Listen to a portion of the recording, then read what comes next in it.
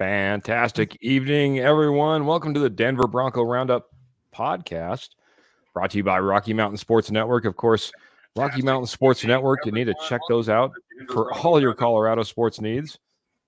Got a little bit of feedback, but we're getting that all taken care of. Check out the Rocky Mountain Sports Network for all your Colorado sports needs, whether it be Broncos, Avalanche, Nuggets, or Rockies. And of course, we're brought to you by Morgan Trinkets. Check out Morgan Trinkets. They're your headquarters for all your Southwest jewelry, pottery, and wholesale gold estate gold at wholesale prices. Second time I messed that up. Estate gold at wholesale prices. But check those guys out over on Facebook. That's Morgan Trinkets. That's our sponsor for this evening. I'm your host, Keith Brugman. But man, I'm telling you what, guys, if it was the draft, one of our top picks in the draft, because he was one of the first ones to join us on the show, got to say hello to Mr. Albert Mile High Dutchy. How are we doing? We are doing excellent. It's been a good day. A lot of progress at work, and had a good evening last night with the K&K show. Yes. This was really fun to do. I think we have some really, really good family over there, the K&K show, and yeah, great show. Great show over there. Great show. If you guys, go ahead, buddy. And we're going to have a great one tonight here as well. Yeah, that's what I was going to say too, man. Great show over there, man. And look at Albert getting to go back to back night after night with fantastic shows. Go check out the K&K Sports Show from last night. Little Giants talk, but they got some Broncos in too. Also check out the DBR, the Denver Bronco Roundup podcast, like you're doing right now. I'm going to hit the comments here in just a second because all our friends are jumping in here, but not before we go to, I guess it would be Mr. Irrelevant. But hey, well, it's like the Brock Purdy of Mr. Irrelevance, in my opinion. We got Mr. Trevor Salzman. I don't know why I said that. I almost said Trevor Simeon. I mean, oh my goodness! Are you saying he's going to be the next coach of the Broncos or what? I mean, you never know. Wow, mine's going wild, man. It's been a wild offseason, man. Wild free agency, and names are just flying through my head, man. But no, the Rocket Man, Trevor Salzman. How we doing, sir? I'm doing well, Keith. Can't wait to talk some more Broncos. It feels like it's been a little while since we talked last. So, Cortland Sutton, I think it's going to be a Bronco going forward. As we mentioned on Friday, his $2 million contract, $2 million off his contract is kicked in. So, I think he'll be a Bronco unless there's some sort of trade happens at the draft. Oh, there you go. There you go. There you go. I was going to say, don't rule it out, man. That $2 million injury guarantee, it's all good, but there still could be some movement. I want to move over to the posse, to the chats, guys, and say hello to Mr. Ernie Mays. Ernie Mays coming in and saying, "Go Broncos country only." Hello, man. And hello to you, Mr. Ernie Mays, fantastic supporter of the DBR podcast. Appreciate you so much. Just like this guy, Mr. Michael Ronquillo, coming in and saying, "Good evening, Keith, Albert, and Trevor." Got those orange and blue hearts, clapping it up big time for us, and we clap it up big time for him as well. Michael Ronquillo, top of the heap. Appreciate you so much, so much. Kind of like, speaking of clapping it up, speaking of the K&K Sports Show, got to say hello to Mr. Kurt Valente saying, "What's up, boys, man?" Getting excited for some Broncos, man. And I know that we haven't had the most exciting offseason, but, man, it's not over yet. Free agency is not over yet. The draft is just around the corner. We're going to talk about a few guys that have come in and start talking a few other, other things that are happening with the Broncos as well, I guess is the best way to put it. Our good friend Clayton coming in and saying, hey, guys, smash that like button and share, guys, and Denver Broncos for life. Absolutely. Appreciate it, Clayton. Absolutely love what we're doing. And yeah, we'll talk about what we're doing. Yeah. Getting caught up. Kurt's calling me on it. Trevor Simeon. Trevor, you should leave now. Laugh out loud. And they got to say hello to Michelle Knoppers. Evening, gents. Evening to you, Michelle. Always supporting not only the hubby, but the entire DBR podcast. Appreciate you so much. Say hello to Pearl. How are you doing, Pearl? Good to see you. And Jay Anderson's coming in. Newer name that I don't recall, saying hi as well. So hello to all. What's that, bud? I do know Jay Anderson. He's one of my colleagues. Well, there you go. There you go. That's awesome, man. I love to hear that, man. It's spreading the love all the way around, man. That's what it's all about, man. We love to do it here as well. So um, let's get it started, guys, man. A lot of different ways we can go, but I think I want to start off first and foremost. Let's talk about the signings that we have made, the guys that we have brought in free agency. Hopefully, you guys have all had a chance to maybe take a look at these gentlemen. We've taken a look at them myself. I know that Albert was talking about them, one of them on the K&K Sports Show. So maybe I'll start off with Albert. He can even dovetail off of that one because I was going to say, pick your favorite guy that we've signed that's come from not internally and came into the Broncos, and talk about the role that he's filling and maybe the player that he's filling the void for. Albert, who do you have, bud? My favorite signing so far is Roach, the defensive lineman. He is apparently really, really good run stuffer, and I think that's what the Broncos needed in the defense. And I think that's going to help in so many ways our entire defense.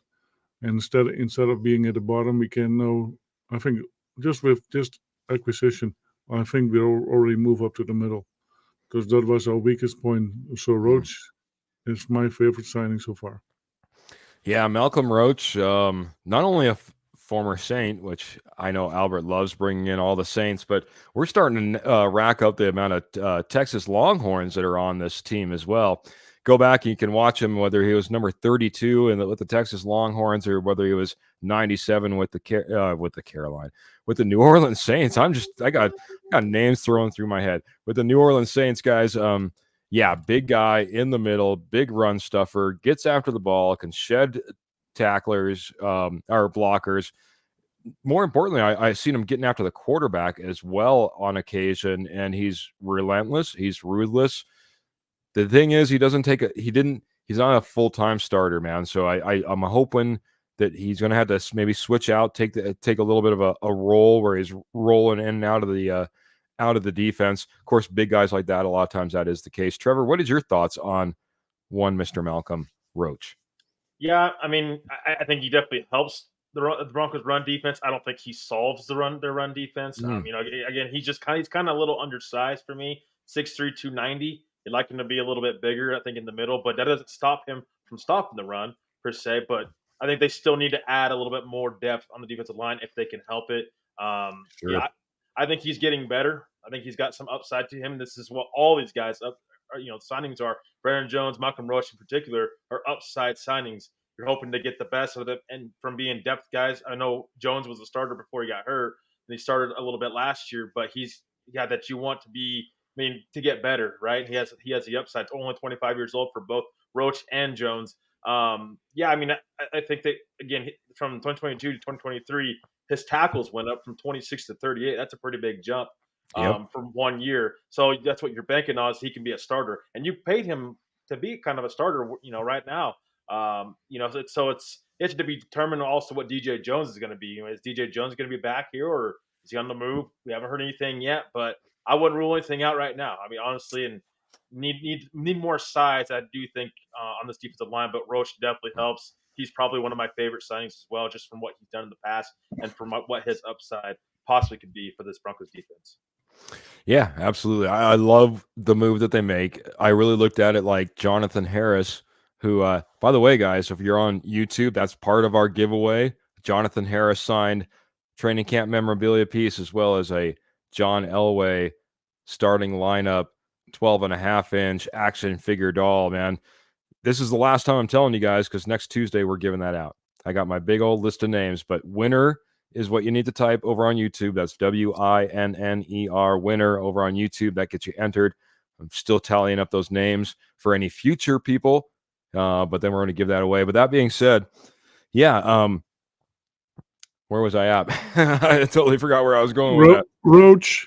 Yep, I was on Roach. I understand that, but I forgot where I was heading on that. Oh, Jonathan Harris. Jonathan Harris was, kind of let go. Actually went over to the Miami Dolphins, and he was that middle guy. He was that guy in the middle, and Roach is that replacement. I do look at it as a upgrade in all the reasons that Albert was just talking about. We needed help in that run stopping, run gap plugging the gap, making it easy on our linebackers. That's the type of thing that we needed. I think he does help fill that role, and kind of an opposite type of player than what I really feel that we had in Jonathan Harris.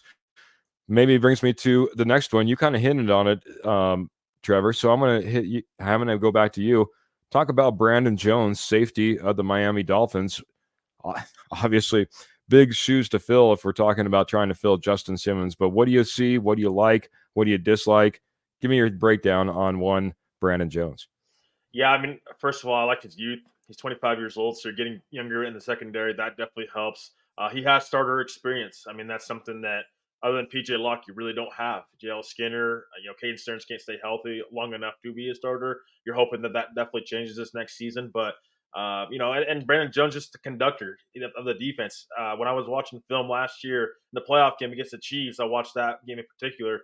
He was conducting the defense just like you would think Justin Simmons does. Brandon Jones also brings that, and I'd love to see that with a new guy coming in and kind of helping set the secondary and set this defense up well. But this is a guy also that you can blitz with. I mean, he's a fantastic blitzer. Told you behind the scenes on Friday, Keith, this guy blitzed 41 times in one season before. Mm-hmm. I mean, that's insane. You don't do that with Justin Simmons too often. Justin Simmons is a playmaker on the in the secondary, but Brandon Jones is a guy who you can blitz with. I can also cover. I'm not in love with his coverage ability, but I think that he's good enough there. But this allows the Broncos to, with a blitz-heavy defensive coordinator like Vance Joseph, bring in Jones to blitz the quarterback and do it at a higher rate than you would have Justin Simmons. Yeah, absolutely, man. This guy is great at blitzing. It's amazing how he's able to get to it. Now, it's all going to depend on the scheme. We'll see exactly how VJ is able to utilize him. I will say this, Broncos country, if you aren't tuned into the fact that Jim Leonard is now on this team, then you should be. Jim Leonard very well could be our next defensive coordinator. We could see Vance Joseph leave. Jim Leonard has that ability, that criteria, and I think he's helping out in selecting guys on the defense. I think he's a passing game coordinator, but his real role before that is he's a secondary coach. So here's a guy that held the role that Christian Parker did once, and we all know how high we held Christian Parker. Jim Leonard is a key piece, I think, on this coaching staff, and another reason that we brought in Brandon Jones. Albert, what are your thoughts on Brandon Jones? Have you had a chance to take a look at him? Miami Dolphin, now Denver Bronco, came from that Fangio scheme. And now he's over on the Broncos, maybe a similar scheme that we can utilize. So we saw him in action really well last year against the Dolphins game, and he did an excellent job. I think at that game he was better than Justin Simmons. Does he have big shoes to fill in Justin Simmons? Yes. But here's the other option. Justin Simmons still has no team. So there's a big option that he will coming back for just much, much cheaper. And now, if you have those two lined up next to each other, I think we have an excellent duo. And I think that is going to happen. Absolutely. I've been rolling through a lot of different comments. I got to say thank you to Sis, man, coming in here. Not only saying hello, but giving us some big love. Sis, I appreciate you so much. Good to see you. Fine, sir. Appreciate you so much. So lots of comments coming in. Roger saying hello and as well. But I wanted to hit good old Patrick Wiltsey because, well, for me, as he's saying, Aloha Broncos universe, I'll take a little bit of swig of Lion Coffee. Lion Coffee is the unofficial sponsor and the one that keeps this voice nice and low and smooth. So appreciate Lion Coffee. Check out Lion Coffee, man. That Kona blend all the way from the islands. Gotta love it. Thanks for letting me take a sip there. Also, Patrick coming in saying winner, as well as Roger coming in there saying winner as well. Appreciate you guys coming in. So, last one, man. Last one. Mr. Cody Barton. Cody Barton, Josie Jewell is out. And actually, I'll take a second just to talk about this, guys, because I saw something by our good friend Nick Ferguson, a good friend of the Broncos, obviously out there podcasting and has his own show as well that he does for the Denver Broncos. But put something out there that just talked about the losses that we had on this team. Now, when you talk about some of the losses that we had, and I'm going to cue this up for Albert because he was talking about this just on our last podcast that we had him on. Talk about those players on offense that really, who on the field is the most important player in order to get everybody in line, ready to go? Well, it's got to be the quarterback, right? Well, starting quarterback is gone. Well, who's the second biggest piece on the offensive side of the ball? Well, that's probably the center. He's calling out all the coverages, getting everybody all lined up along the offensive line. Gone. Gone is our center. Okay, well, let's flip over to the defensive side of the ball, right? Who's that guy that wears the green dot for us? Who's that guy out there getting everybody in line, getting the call in from on the headset? Well, that'd be Mr. Josie Jewell. He's out the door. And worst case scenario, who's that veteran on the back end that gets everybody lined up and ready to go? Well, that's Mr. Justin Simmons. So, man, you talk about 4 big names leaving. Cody Barton, we're talking again about big holes to fill or big shoes to fill. Josie Jewell is out getting a big deal in Carolina. Cody Barton comes in to help fill the role. Albert, what are your thoughts on Cody Barton and his ability to come in and, again, kind of try to fill those shoes? I think Barton has bigger shoes to fill than the new safety that we got from the Dolphins. Josie Jewell, I think he was the general in the field there, and every time when he was on the field, you could see the defense was pretty much well set up. The only problem we had weak defensive line against the run, and the middle linebackers cannot always take care of that. That was the biggest culprit what we saw. But yeah, Josie Jewell, he was a big difference maker, I think, in the defense there. I agree, man. I agree. And I know that you were bringing it on the K&K Sports Show. By the way, Kenny was giving you big props a little bit earlier, saying huge shout out to Dutchie. You were amazing on the New York Giants show. So got to check him out, man. Got to check him out. He's all over. He's worldwide, like a musical artist. Trevor, what are your thoughts, man? Cody Barton, big shoes to fill, man. Does he have the ability to do it? What do you like about his play? What is he good at? What does he need to improve on? Well, first of all, he's going to have to win the starting job. I think Jonas Griffith is going to get a pretty good run at inside linebacker. Cody Barton, I think his depth. But I think Griffith and Barton will both compete for that inside linebacker spot next to Singleton.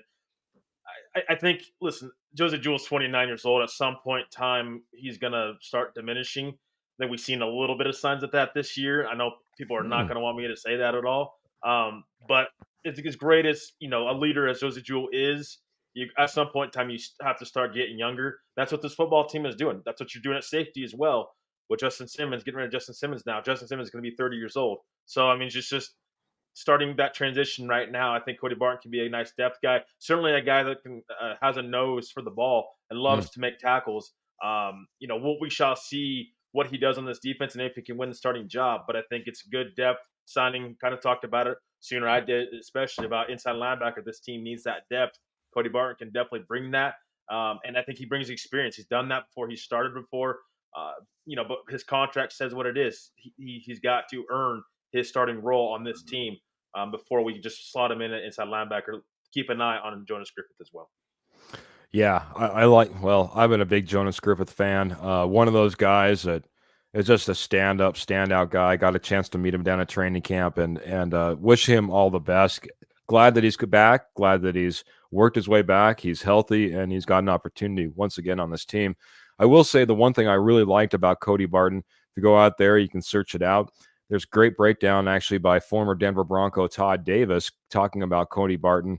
His ability in zone, his ability to play in coverage is pretty dang good. Probably an upgrade from what we saw from Josie Jewell. What we're going to see a downgrade from and is his ability to be able to really get after the ball carrier and shed blocks in order to get to that ball carrier. He's fast, but he needs to get a little bit more involved physically along the line of scrimmage, in my opinion.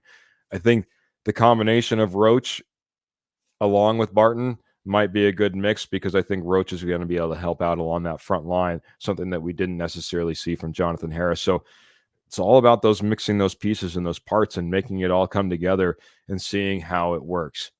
So, talking about seeing how it works, man, you should see how Morgan Trinkets work, guys. Morgan Trinkets have been working in their industry for over 33 years, guys. They do Southwest jewelry and pottery, as well as estate gold at wholesale prices. Nationwide, like I said, but now all their shows are either in northern Colorado or southern Wyoming. They have silver, and we're talking sterling silver, all of it, starting at $10, going up to $2,000. All their gold is 10, 14, or 18 karat real gold. Free shipping on any orders over $50. How do I find Morgan Trinkets, you say? Well, you head on over to Facebook and you type in Morgan Trinkets, and that's where you'll find Morgan Trinkets. If you find them at one of their shows, they promote it there on Facebook as well. They'll take all major credit cards. If you're transacting on Facebook, it's only PayPal. But Morgan Trinkets, check them out today. Your headquarters for all your Southwest jewelry, pottery, as well as estate gold at wholesale prices. Guys, I wanted to get over to some off-season different news. Albert brought this kind of to the forefront, and we wanted to talk about it.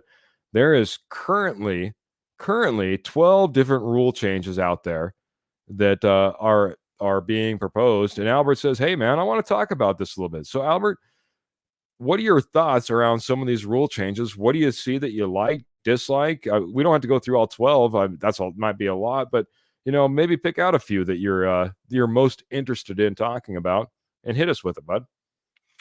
Yeah, the most intriguing one for me is the not the substitute, but the choice of having a 4th and 20 instead of an onside kick. I think as a team and you only can do that when you are in the rear if you're behind in score. Correct. And I think that's excellent what do you call it? Proposal. Yeah. To put in play, because with an onside kick, I think there were only 2 onside kicks successful in the entire season last year, and we know how many there were. And so with a 4 and 20, yeah, I think you have a better shot of winning that play than with an onside kick. So I'm absolutely a pro for that play. What do you think? Yeah, I think it's interesting. Is interesting rule. 4th and 20 from your own 20. So you're backed up against it, going for it. You can only, and I bring this up because Kenny's saying, by the looks of both of our teams, we may be using that one a lot, fellas. Well, you can only use it twice in a game as well as that. That's part of the rules, and you have to be behind in the game. A lot of people say, this would eliminate, the Sean Payton onside kick to start off the season. That's one thing that you wouldn't see. That would be gone by the wayside at that point. So it's an interesting call out. Like I said, I don't know how many people. I mean, you would really have to be down at the end of the game, in my opinion, in order to take that out, because you're sitting on your own 20 when you're 4th and 20. So you're not in the best of position. Turning the ball over there is not a great place to be. Trevor, what is your thoughts on that rule? And did you have any others that you had noticed and wanted to bring up? If not, I'm going to head it back over to Albert, see if he has any others. Yeah, I'm not. Appreciate this being brought up. I haven't even gotten into the rules yet. I'm still in off-season mode.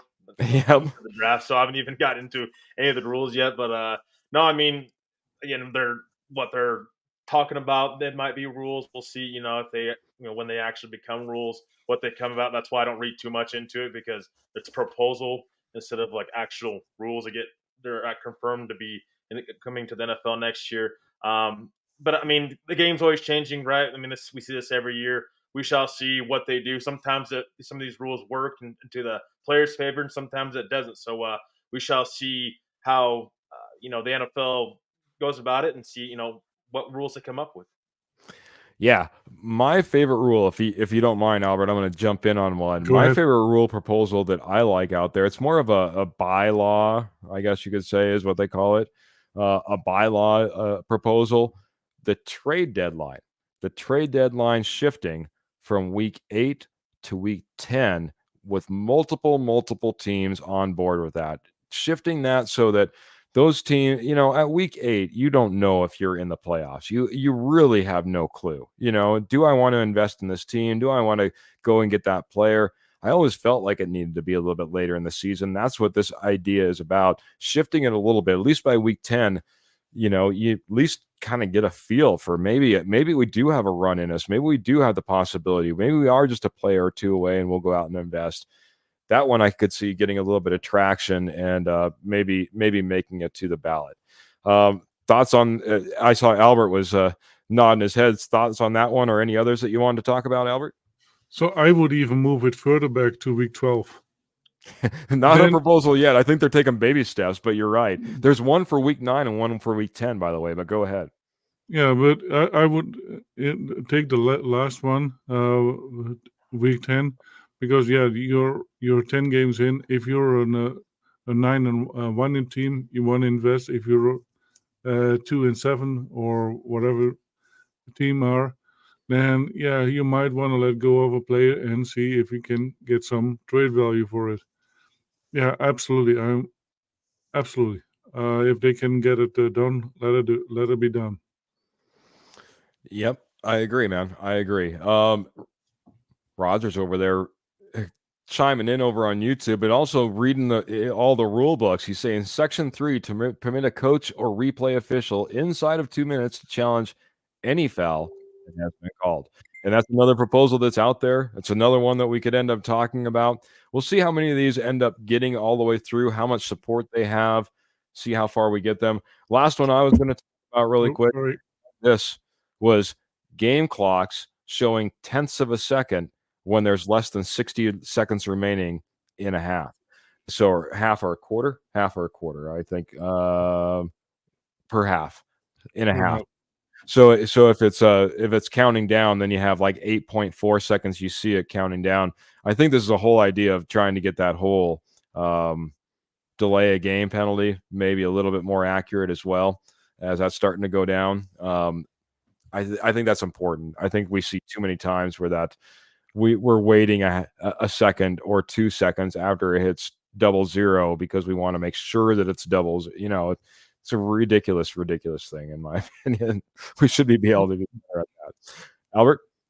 So with that thing, I think that is just ridiculous, because delay of penalties, you can have it with still 15 minutes on the clock. You can have delay of penalty. So then it should be counting for that one too. Now, a second is a second, and what does a tenth of a second on the clock display do? Nothing, because it doesn't change anything. What I would like to see is that teams have an ability to call a challenge on any foul or any misjudged call from the referees, and that is something I really would like to see happening. Because right now, certain calls can be called and others cannot be called. Mm-hmm. No, any call from the referee should be able to be challenged by the teams. That's what I think. Yeah, the biggest question has always been, we don't want to delay games to where they're 6.5 hour long games, because every call that's made by a ref is then challenged, and you have limitless challenges, and they've been trying to work that out and trying to figure out the best way to do it and still keep the game flowing, because let's face it, we don't want a game that is just constantly challenged on every turn, basically giving more timeouts as well. So not with unlimited challenges, just the 2 you have, but you can call it on any play that there is. Okay, very good. Okay, thanks for the clarity there, bud, because it could be it could be a bad thing if we just let it limitless, right? So anything else we want to talk about as far as rule changes, gentlemen? No, those were my. I was going to say. Go ahead. I was going to say. I mean, the trade deadline one. I actually did hear about that one. That would be huge, I think, for NFL teams. Just that kind of slides into this offseason. And honestly, last year it would have been huge for Denver to have that, because then you would have had 2 more weeks extra to evaluate where your roster's at. Hence, they possibly could have gotten more for guys like Justin Simmons and Jerry Jeudy, guys that they had to move on from this offseason. So I'm a big fan of them moving back to the trade deadline, so it helps teams out so they can have more time to evaluate, because it's so hard. And it's kind of odd in week 8 to try to evaluate your team, and then you're having to make a big decision, right? Do you want to go for it, or do you want to rebuild? Or I mean, are you going for next year? Or those are just different decisions that are really difficult for teams to make.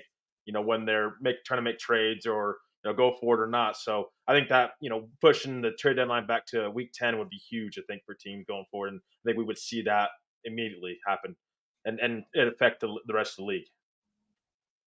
I agree, man. I think it's necessary. I don't see any reason to not clear the pathway for at least 1 week. If you want to take baby steps, go to week 9 this time, propose it week 10 next year and get it 10. I understand sometimes we don't want to make massive swings, massive changes. But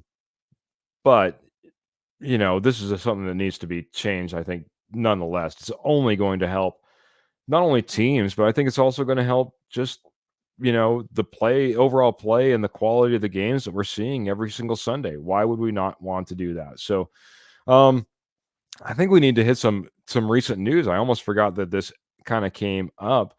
Not the Justin Sternad news. I want to hit the Jerry Jeudy news first, guys. Jerry Jeudy ended up getting a big old contract from the Cleveland Browns. I want to get some reaction from not only you, but hey, the posse as well. I gotta go to Albert. He was rubbing his hands like he was ready for dinner. He's ready to, I don't know, cut something up or eat it up, or he's got a mouthful, I think, ready to spit out right here. We have an extension. It gives you $41 million guaranteed, runs through 2027, and can earn him up to $58 million. What is your thoughts on Jerry Jeudy's new contract with the Cleveland Browns, Albert? It's like a Russell Wilson contract. Okay. It's because they don't get the money, and I don't want to do this on Russell Wilson, because I think Russell Wilson did really well. But everybody thought that he was getting overpaid. Jeudy is getting overpaid because he has not brought $2 million worth of plays on the table. He has been here for 4 years, and we haven't seen hardly anything.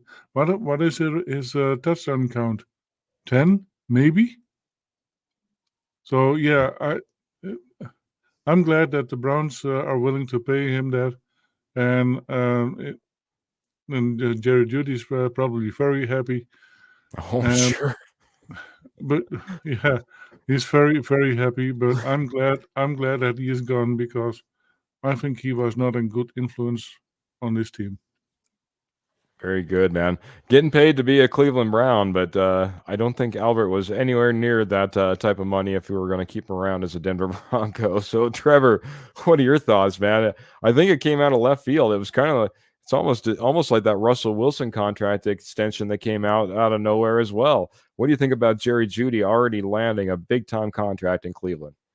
Yeah, you're certainly banking on him actually panning out and working. I mean, maybe there's something they know that we don't know.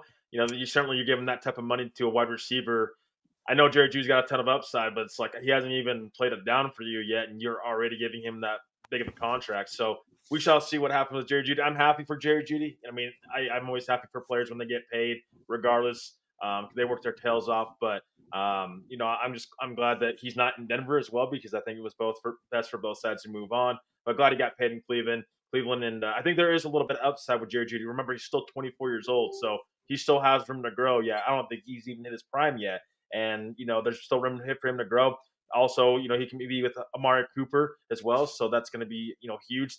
Them two, Jerry Jeudy and Amari Cooper, seem to have that relationship that the molds really well together. And I think Amari Cooper is actually good for Jerry Jeudy, because of Cooper being in the league and his veteran presence that he brings can actually help Jerry Jeudy keep his mind in the game and out of the media. Yeah. His social media drove me insane. I'll be completely honest, man.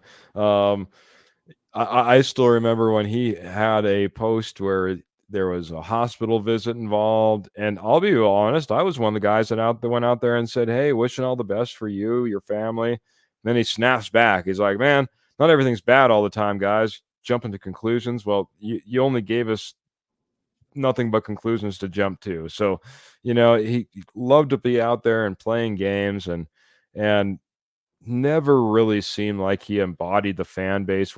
Even when I was at training camp, there's a lot of different guys that really, embrace Broncos country and love what they are and love who they were. Dalton Reisner is one of those guys that may not have been the best player in the world for the Denver Broncos, especially in his final years for us. But dang, did he embrace the Broncos country? And anybody that's out there in training camp realizes what I'm talking about there. So Judy getting a big deal. Facebook user coming in. I'll jump over and see exactly who this is, but Judy, 0 Pro Bowls, 0 All Pros, 0 1,000-yard seasons, 0 playoffs, and he can't block. So there's that. Our co-host, Mr. Jody Moncrief. Thank you very much. Kenny Kirkpatrick coming in saying Judy has a knack for getting open. They see what I see in him, and Broncos country saw when they picked him at number 9. I'm seeing a pattern where guys don't perform well in Denver. Is it the thin air? I don't know if it's the thin air. I think we've been not, whether it be coach or quarterback, I don't think we've been in sync for a very, very long time here in Denver. And I think that players have suffered because of that.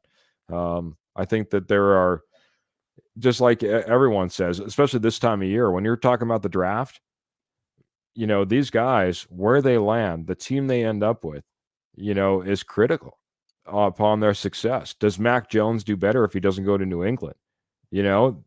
Mac Jones was heralded quite high and is now not so much. Justin Fields heading to Chicago and the mess that they went into. Does Justin Fields, is he more than a 6th round pick that goes to the Steelers? By the way, heard that that's where Justin Fields wanted to go, was the Pittsburgh Steelers. So hats off to the Chicago Bears for making that trade happen. They probably could have got a better pick by sending him someplace else and getting that 6th round pick and sending him to the Steelers, doing him in my opinion, just a good solid, you know what I mean? Sending him where he wants to go. That's a good organization. So good for them. So, gentlemen, the hardest show. Big questions though, man. We've just got done talking about 3 great players that we like for different reasons, and we think they'll take on different roles, whether it be Malcom Roach or Brandon Jones or Cody Barton. We're excited probably for the draft and all itching to get there because free agency hasn't been that big, though it's not over. Don't worry, Broncos country. There might be a little signing here or there, a few depth pieces. Don't expect anything big. That being said, the question comes up, man, because a lot of people thought Sean Payton would come out the door just swinging, still spending money, still trading draft picks, still making things happen, and we have seen none of that. So the question becomes, are we rebuilding? Are we reworking? Or are we tanking? And Albert, I'll start with you, man. Where do you think the Denver Broncos are at? Because, boy, it seems like we haven't done a whole lot, and we let a lot of good players walk out the door. I think we are just rebuilding, and I don't think Sean Payton has it in him to be a tanker. We have seen it. We have seen it last season. We could have gotten so much better in the draft, but he didn't, and so we ended up at 12th place. We could have been 9 or 8, and it didn't happen. I don't think that Sean Payton is a tanker. I don't think that the owners will allow that, because that is a disgrace. No, they are rebuilding because they still have a lot of players from the previous year still on the team. We have not heard what is happening with Bowles. We have not heard with other players. They are restructuring a lot of deals. Mm-hmm. So I think we are not tanking. We are rebuilding, and it might not be a very well season. We might not win a lot of games, but I think it is getting a lot of players into the system, learn the system that Sean Payton really wants to play, and fully adapt to that Sean Payton system. And hopefully we'll draft a lot of key players and not a QB just for that reason. Yeah. I see where you're coming at, man. And we got comments coming in that the posse's kind of all over the place. Pearl's coming in. She sees a tank job. She sees us, pulling the handle, flushing the season down the toilet already. Michael Ronquillo coming in and saying we're rebuilding. Rogers coming in and rebuilding. Remember, the third option that I had is kind of just reworking this roster as well. But most people are on the rebuild train, it looks like, as of right now. Trevor, are we just tanking this whole thing? Just that's why we let everyone walk out the door. We're signing players that we've never even heard of until we see their names come across as far as a signing is concerned. Are we reworking this roster? Or are we rebuilding this roster? I mean, I'm going to say we're rebooting this roster. That's why I think that's the word to use here. Because rebuild, to me, pictures, okay, you're moving off from Bulls, you're moving off from Sutton, moving off from multiple bigger guys. They moved off of Simmons, for one. Russell Wilson, it seemed like that marriage is never going to work. They're going to move off from him, too. But they haven't moved off of everybody yet. So, to me, they're not rebuilding. And I don't think Sean Payton is here to rebuild. I think he wants to bring his own players in because it's the second offseason that he gets a chance to bring his own guys here and bring guys that fit his system and see guys that will be in his eyes are going to help this Denver Broncos team going forward. So to me, it's a reboot for many different reasons. Now we shall see what happens with Cortland Sutton and Garrett Bowles, both who I think are likely back, in my opinion, just on the forefront of it. But I do. It's a much needed reboot. It's a much needed reboot in a way that I think it's leaning towards more of the rebuild, but it's not full rebuild. But I do think that they're rebooting in a way and trying to get more foundational pieces to this team because Keith, we talked about it on Friday. So, Pat Surtain and Quinn Myers, probably two foundational pieces right there. After that, it's kind of gets a little gloomy. So, we shall see what happens in the draft. The draft will definitely tell us, I think, more of where this team is going in the direction. You're seeing with this team with the cap. I mean, eating Russell Wilson's more of his cap this year. I think that helps this team in the future. Where this is in a rebuild year, you're not going to go and do that.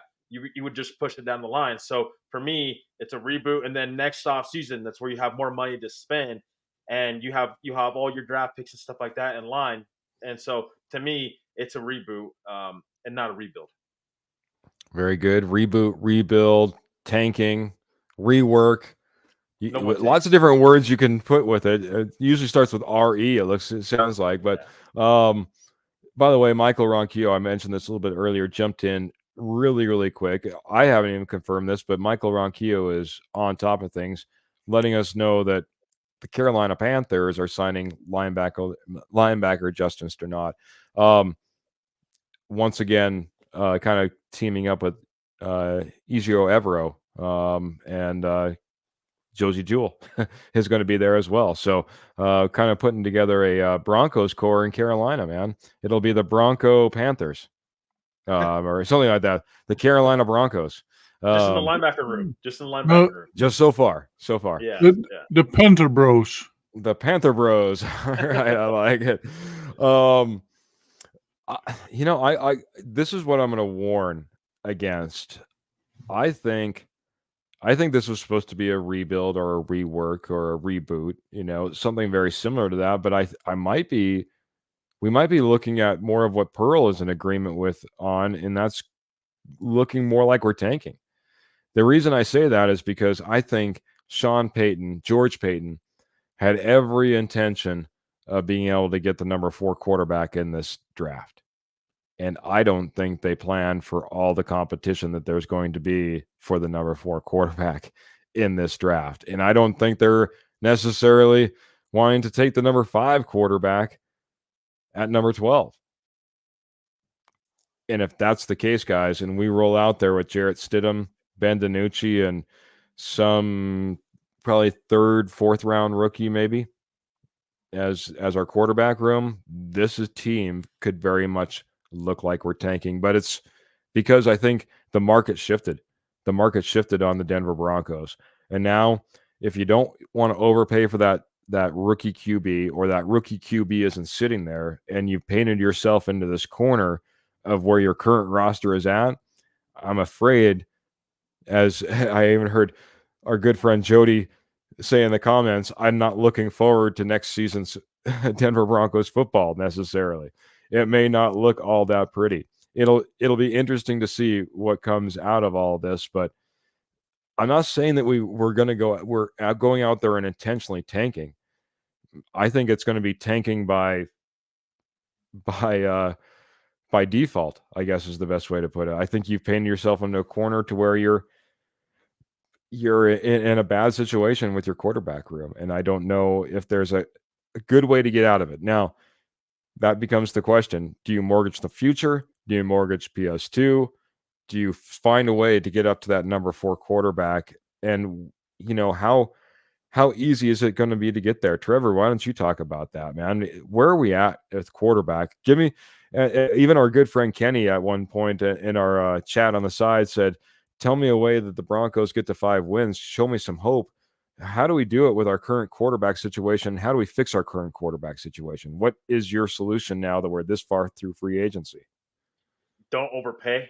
You don't overpay unless you're in love. But up to, like, again, I'm not against them moving up, but moving up into the top 4, that's going to cost you 3 first-round picks plus. And this team, if you're going to go in the next year, if this is going to be your reboot year coming into this year, why are you giving up next year's first-round pick if it's going to be a top 5 pick anyways? That's where I'm at. So unless it's like Drake May starts falling down, or one of the quarterbacks start falling to number 8, number 9, then maybe I can see if the Broncos doing a slight trade up, a big time trade up. I don't see it happening. You can't keep giving away draft picks. It ain't working. That's been a problem with this. A big problem with this football team is you continue to give draft picks. The Russell Wilson trade and Sean Payton trade. I mean, it's just you have to at some point in time take a step back. That's why I keep saying to get more picks. If your quarterback's not there, or the guy that a blue chip prospect that you don't think is there, then trade back, get more draft capital, and build it that way. Haven't traded back since 2019, since Noah Fant. I mean, that's the thing. That's the crazy part. At some point in time, you have to do that. Even the better teams in the NFL do that. You trade back, get more picks, because that allows for you to have more flexibility to move up to go get your guy, and maybe in the later rounds. So that's why I say that should be the direction to go into. We'll see who they're in love with. Maybe is it Bo Nix at 12? I'm not sure. Can you get Bo Nix in the second round? Can you get him in the back end of the first round? Who knows? But I do think you have to get more picks, because this team is not just a quarterback away. You mortgage the future, you may regret it, just like the Carolina Panthers did a year ago. And what happened? They traded Bryce Young, they thought they had a franchise quarterback. This year, there's a better quarterback in this draft they could have had the number 1 overall pick. Yeah. It's funny how things work out, man. You think you're doing all the things right, and here you are on the back end of that deal. All those trade ups, you're at all those picks. Maybe even a better quarterback prospect now sits there at the number 1 spot than what you were dealt just a year prior. Albert, what are we doing, man? What are we doing at quarterback? What's the solution? How do we figure this thing out? Who's our starting quarterback next year? Any ideas, buddy? Yes, Ben DiNucci. I think he can win it from Jared Stidham. We should not draft any quarterback this year, unless one of the top 4 falls down to number 12. Then I can see it, but I wouldn't go up. And if there's no quarterback left, like I said, I wouldn't go up. If Brock Bowers there's 12, pick Brock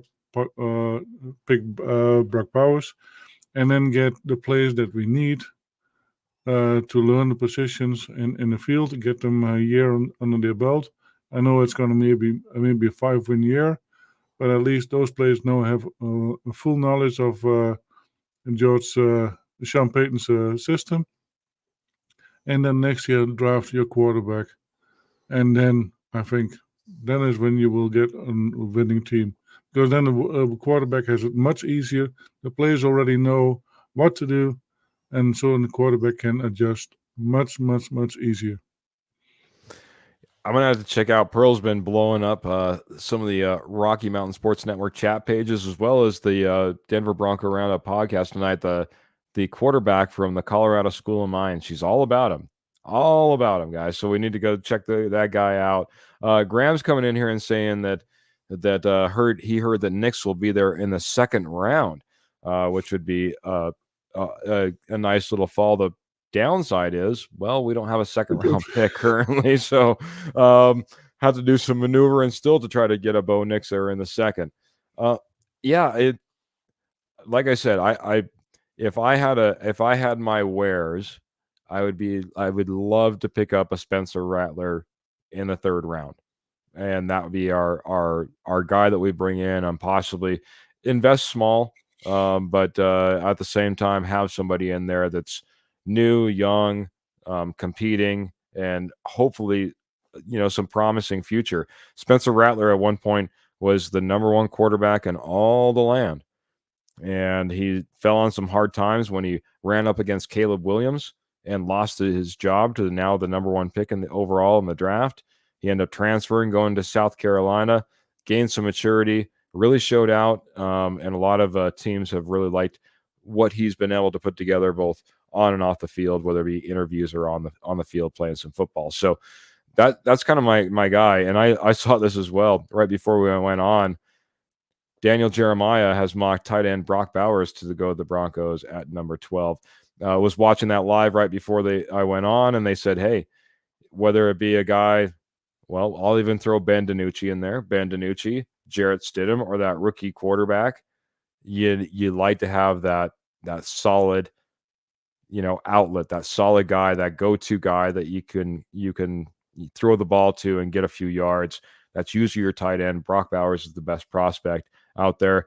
And they also talked about, just Sean Payton and his relationship with tight ends, whether it be a Jimmy Graham, whether it be a Jeremy Shockey, and how he likes to really have that pass-catching tight end.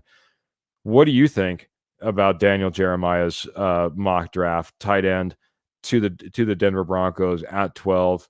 I'm going to start off with you, Albert, or start off with you, Trevor. Sorry. Yeah, I mean, I would certainly entertain it, but also I guess I would also entertain trade offers to see if another team really loves Brock Bowers. Can you kind of take advantage of that, Keith? I think you brought this up a couple podcasts ago. Could you take advantage of a team really falling in love with Brock Bowers and getting more value back than you originally would if Brock Bowers wasn't there? Something to keep in mind. Certainly an interesting one. I just don't know how much he changes the landscape of this team. I think he's a fantastic prospect, and he's not just a tight end. He can be used in many different ways. Staying at 12 just to pick a tight end, I'm not sure that's should be where Denver is at. I still think trading back, maybe you can get a tight end, because there's more best tight ends than Brock Bowers. Brock Bowers is the better one in this class, but you have Sanders and Sanat you can get later in the draft. We like Sanat. Yeah, so I mean, I wouldn't hate it, but I also would just love to see where Denver's at as far as like what teams may want to trade up for a Brock Bowers side, because maybe another team is just a tight end away, in their opinion. Yeah, I know that you're big on trying to gain capital, gain picks, trade back, get more. Doesn't surprise me that you talked about that, but Ben Sanat is a guy that we both ended up talking about when we talked about tight ends, and kind of forgot about that name. It's been a few shows ago, buddy. So that's a good one to keep in mind if we decide not to go with Brock Bowers and we still want to upgrade that tight end room. Albert, I know you love him. Do you pass? Is there any reason that you pass on Brock Bowers at number 12? Is there a reason that you'd want to trade down and let somebody else take Brock Bowers if he's sitting there? Well, if the offer is really well, then why not? If you can get a first round pick, let's say 21st round pick and a second round pick, or maybe even 2 second round picks, then yeah, let them have it. Because we get now 2 extra choices, and right now that is a higher priority than just one person. Yeah, absolutely. Even though I really like to see Brock Bowers to our team, because we need a really good tight end. But yeah, who knows? Maybe next draft. Yeah, I mean, I'll be honest. I'm as much as we'd love to trade and get more picks and stuff like that, it would have to be one of those fantastic offers that Albert's talking about, something that really knocks me out of the park. Because whether it be Brock Bowers or whether it be an edge rusher, whether maybe even it's the top corner at that point that you've fallen in love with, I think you need to take your playmakers when you have the opportunity to take your playmakers. I really hate the idea of trading back and all of a sudden you're like, oh, well, that guy, he's the second or third best at edge rusher at that point, but we trade out at number 12 and we got an extra second round pick. Well, boy, then all of a sudden you're like, we need to start hitting on some of these, later picks because we took ourselves out of the top, right? I really hope that we stick at number 12 and we take kind of best player available. If there's that opportunity, and I'm with Trevor to move up slightly and get your guy because he's fallen, I'm okay with that as well. But man, I don't want to mortgage the future like we've done. We've mortgaged the future getting Sean Payton here. We've mortgaged the future getting Russell Wilson here. We cannot continue down that path, as as Trevor said. I think Albert might have said it as well at one point, but it's not the path that the Broncos need to go down. We hopefully things work out. And if we, even with all the right pieces and parts around, maybe it is a Brock Bowers, all the right pieces and parts around, we don't look like that tanking team that me and Pearl were kind of talking about. We're looking at a reboot. We're looking at a rebuild. We're looking at a rework, and we're seeing progress. Tanking looks like it's the opposite. Tanking looks like you can't, rub two sticks together at this point to get anything going. So I want to see a lot more than that. I just want to, guys, I didn't think that we'd be sitting here talking about Stidham and DiNucci being our quarterback room this late into free agency with really no opportunities or really good prospects out there that make sense to bring in at this point. It looks like it's a rookie. And if that's the case, guys, it's going to be a lot of pressure on this rookie, especially if he's taken at the top of the draft. Guys, it's 58 minutes, man. We're almost right on time. It's crazy how well we've been doing as of lately. We got to say some goodbyes. We got to go ahead and wrap things up. We got to say, thanks to our sponsors and who we're brought to you by. But I'm going to start off with Mr. Trevor Salzman and get his final thoughts before we get out of here this evening.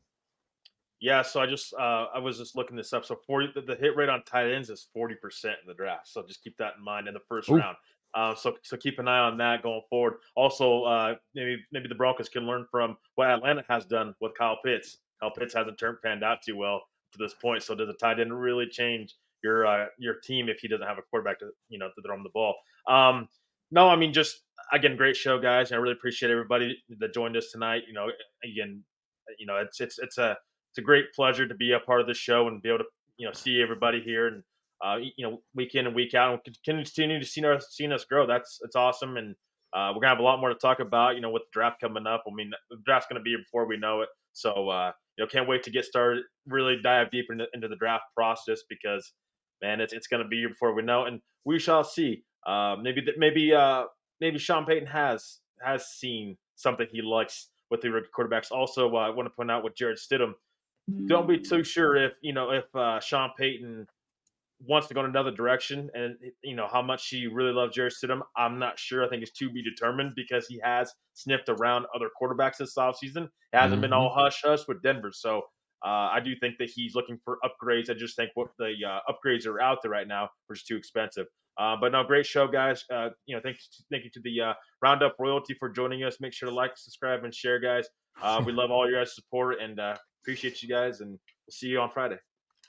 Yeah, we like our every weekers now. Well, twice a weekers. If you're really tuned in to the Denver Bronco Roundup podcast, we do Tuesdays at 7 p.m. We do Fridays at 7 p.m. Both of those are Mountain Standard Times, and yeah, and those all of our fans that double up every single week. We appreciate you. Like, share, subscribe, hit that notification button.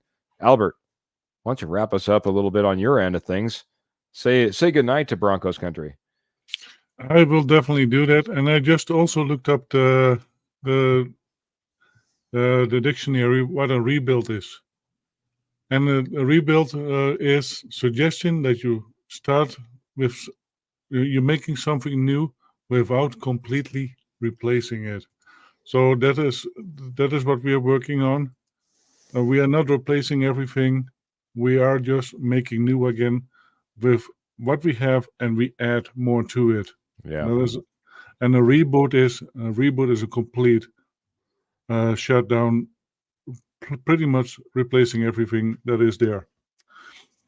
Yeah, but that is a little bit of knowledge, maybe Nopper's knowledge. They're a different Nopper's knowledge. I like it, buddy. I like it. No, it does sound like we're in a rebuild. That reboot, yeah, that would be a hard one. It's a hard reboot, right? It's a hard reboot. All right, Albert. Anything else before we get out? Yeah, it was again a blast to be on this show. I had lots of fun and great conversation coming also from our posse. I want to thank all of you, because in any show, when you guys are there, no matter where you are, with us, with the K&K show, with Mile High Huddle, it doesn't matter. You guys' comments make our lives so much easier and so much more fun, because we can sometimes just jump subjects, and that makes it interesting for us. Yeah. Thank you, Michael, Roy, Ernie, Kurt, Jay, Clayton, Michelle, Pearl, Roger, Eddie, Kenny, Patrick, and Jody as well. Thank you guys for being on our show. We cannot say it enough. Thank you, thank you, thank you. Absolutely, man. We adore, love, and appreciate the posse. All of you that are jumping in, especially those that are over on YouTube, typed in winner. I threw a couple more in there. We had Roger that threw up winner chicken dinner. Michael Ronquillo getting all entered. I decided to pull it out. That's that training camp signed memorabilia piece. Mr. Jonathan Harris, nice enough to sign it off on there and has everything on there, guys, as well as, of course, again, the Duke himself, Mr. John Elway. Throw that in there too. That'll be going out next Tuesday, guys. We will be pulling the names from a hat, guys. That's all brought to you by, Rocky Mountain Sports Network. Remember, check out Rocky Mountain Sports Network for all your Colorado sports needs, whether it's Broncos, Avalanche, Nuggets, or Rockies. They've got you covered. Check out Rocky Mountain Sports Network, whether it be on Facebook, YouTube, X, or head on over to RockyMountainSN.com today. Also, do me a favor, do yourself a favor, check out all the beautiful Southwest pottery and jewelry, as well as estate gold at wholesale prices at Morgan Trinkets, guys and gals. Morgan Trinkets, that's your headquarters for all of that. With over 33 years worth of experience, they will get you taken care of. Morgan Trinkets over on Facebook. They will gladly give you free shipping on any purchase over $50. They're over on Facebook, Morgan Trinkets. Visit them today. Man, I got to give a big thank you to my co-host, Trevor, Albert. You guys are fantastic. Appreciate you jumping in here, being a part of the action, being knowledgeable, and helping out all of our Broncos fans out there that are trying to keep up to date with all these offseason moves, all the things that are happening, from rule changes to new players to where these Broncos are headed. Appreciate you guys so much. Appreciate, again, everybody that jumped in, was a part of the posse, part of the comments. Like, share, and subscribe. Hit that notification bell. Remember, we come at you every Tuesday and Friday, 7 p.m. Mountain Standard Time. Guys, gals, we're going to go ahead and get out of here. We appreciate you so much. Remember, tune in. Can't wait to see you again. It's just around the corner. Friday is just a couple days away. Can't wait to see you all. Until then, make sure keep your feet in your stirrups. Keep your guns in your holsters. Keep the Broncos in your heart. We're out of here, guys. Gals, have a great night.